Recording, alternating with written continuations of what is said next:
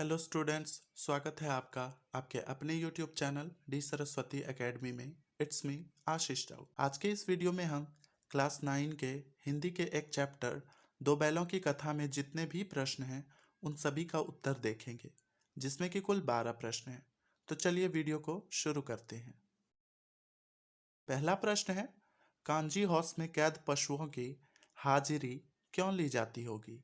इसका आंसर है, कांजी हाउस में कैद पशुओं की हाजिरी इसलिए ली जाती है ताकि इससे पशुओं की संख्या की जानकारी रहे और कभी कोई जानवर अगर कैद से भाग जाए तो उसका तुरंत पता लगाया जा सके। दूसरा प्रश्न है, छोटी बच्ची को बैलों के प्रति प्रेम क्यों उमड़ आया? इसका आंसर है, छोटी बच्ची का बैलों के प्रति प्रेम उमड़ने के निम्नलिखित कारण हैं। पहला, छोटी बच्ची की माँ मर चुकी थी। वह माँ के बिछड़ने का दर्द जानती थी। उसे लगा कि वे भी उसी तरह के अभागे हैं और अपने मालिक से दूर हैं। दूसरा, छोटी बच्ची को उसकी सौतेली माँ सताती थी और यहाँ उसी प्रकार हीरा मोती पर अत्याचार हो रहा था। तीसरा प्रश्न है, कहानी में बैलों के माध्यम से कौन कौन से नीति विषयक मूल्य उभर कर आए हैं? इसका आंसर है, दो बैलों की कथा के माध्यम से लेखक ने पशुओं तथा मनुष्यों के बीच भावनात्मक संबंधों का वर्णन किया है। इस कहानी में स्वतंत्रता के मूल्य की बात कही गई है। स्वतंत्र रहना किसी भी प्राणी का जन्मसिद्ध अधिकार है, फिर चाहे वो मनुष्य हो या पशु। स्वतंत्रता कभी सहजता से नहीं मिलती, हमें इसके लिए संघर्ष करना पड़ता है। इस कहानी में बार बार बैलों के माध्यम से प्रेमचंद ने यह नीति विषयक मूल्य हमारे सामने रखा है कि समाज में नारी का स्थान सर्वोपरि है तथा हमें उनका सम्मान करना चाहिए। चौथा प्रश्न है, प्रस्तुत कहानी में प्रेमचंद ने गधे की किन स्वभावगत विशेषताओं के आधार पर उसके प्रति रूढ़ अर्थ मूर्ख का प्रयोग न कर किसी नए अर्थ की ओर संकेत किया है? इसका आंसर है, गधे को स्वभाव के कारण मूर्खता का पर्याय समझा जाता है। उसके स्वभाव में सरलता और सहनशीलता भी देखने को मिलती है। इस कहानी में लेखक ने गधे की सरलता और सहनशीलता की ओर हमारा ध्यान खींचा है। प्रेमचंद ने स्वयं कहा है, सद्गुणों का इतना अनादर कहीं नहीं देखा। कदाचित सीधापन संसार के लिए उपयुक्त नहीं है। कहानी में भी उन्होंने सीधेपन की दुर्दशा दिखाई है। पांचवा, किन घटनाओं से पता चलता है कि हीरा और मोती में गहरी दोस्ती थी? इसका आंसर है, दो बैलों की कथा नामक पाठ में एक नहीं अनेक घटनाएं हैं जिनसे ये पता चलता है कि हीरा और मोती में गहरी दोस्ती थी। जैसे, पहला, दोनों बैल हल या गाड़ी में जोत दिए जाते और गर्दन हिला हिलाकर चलते। उस समय हर एक की चेष्टा होती कि ज्यादा से ज्यादा बोझ मेरी ही गर्दन पर रहे। दूसरा, दिन भर के बाद दोपहर या संध्या को दोनों खुलते तो एक दूसरे को चाट कर अपनी थकान मिटा लिया करते। नांद में खली भूसा पड़ जाने के बाद दोनों साथ उठते, साथ नांद में मुंह डालते और साथ ही बैठते थे। एक मुंह हटा लेता तो दूसरा भी हटा लेता था। तीसरा, मटर खाते समय मोती के पकड़े जाने पर हीरा भी वापस आ गया और दोनों ही कांजी हाउस में बंदी बनाए गए। छठा प्रश्न है, लेकिन औरत जात पर सिंग चलाना मना है, यह भूल जाते हो। हीरा के इस कथन के माध्यम से स्त्री के प्रति प्रेमचंद के दृष्टिकोण को स्पष्ट कीजिए। इसका उत्तर है, प्रेमचंद के मन में नारी जाति के प्रति सम्मान की भावना थी। नारी का स्थान समाज में सर्वोपरि है, वह पूजनीय है। इसलिए नारी पर प्रहार करने को अमानवीय कहा गया है। प्रेमचंद ने अपनी रचनाओं में स्त्री पात्र का आदर्श रूप प्रस्तुत किया है तथा इन्होंने स्त्री प्रधान रचनाएं भी की है। इससे यह स्पष्ट है कि नारी के प्रति प्रेमचंद का दृष्टिकोण अत्यंत व्यापक है।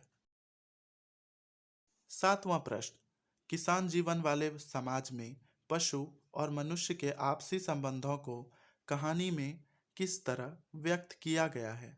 इसका आंसर है, पशु आदिकाल से ही मनुष्यों के साथी रहे हैं।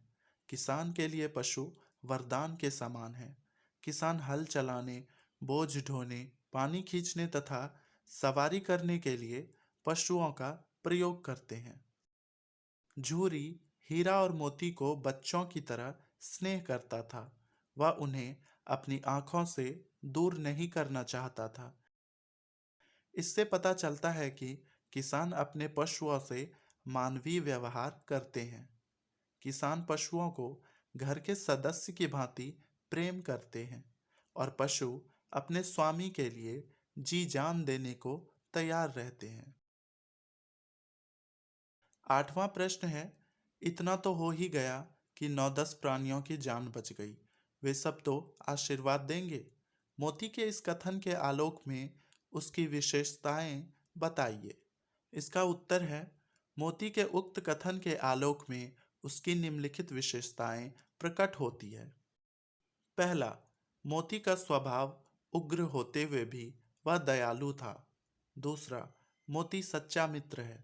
वह मुसीबत के वक्त अपने मित्र हीरा का साथ नहीं छोड़ता। तीसरा, मोती परोपकारी है, तभी तो वह कांजी हाउस में बंद जानवरों की जान बचाता है। चौथा, मोती साहसी है। वह हीरा की मदद से सांड को पराजित करता है। पांचवा, मोती अत्याचार का विरोधी है, इसलिए कांजी हाउस की दीवार को तोड़कर विरोध प्रकट करता है। आशय स्पष्ट कीजिए। इसमें दो प्रश्न हैं, 9.1 और 9.2। ठीक है, तो पहला है, अवश्य ही उनमें कोई ऐसी गुप्त शक्ति थी जिससे जीवों में श्रेष्ठता का दावा करने वाला मनुष्य वंचित है। इसका उत्तर है, हीरा और मोती बिना कोई वचन कहे एक दूसरे के मन की बात समझ जाते थे। प्रायः वे एक दूसरे से स्नेह की बातें सोचते थे।